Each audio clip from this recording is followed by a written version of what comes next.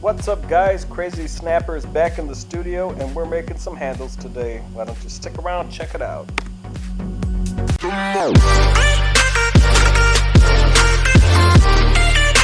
I got this extruder. It came with the slab roller we got for the studio. Got these 3 mugs here that I'm gonna test this extruder out. It came with a few dies. I'm gonna pump out some handles and see how they turn out.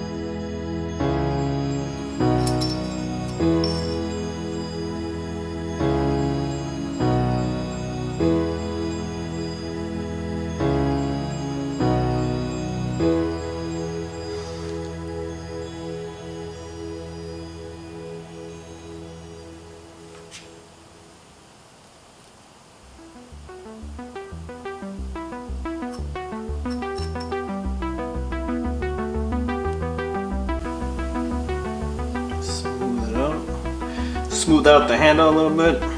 Some finishing touches. Extruder works pretty well. Extruder works pretty well to make some cool handles. Not too bad, huh?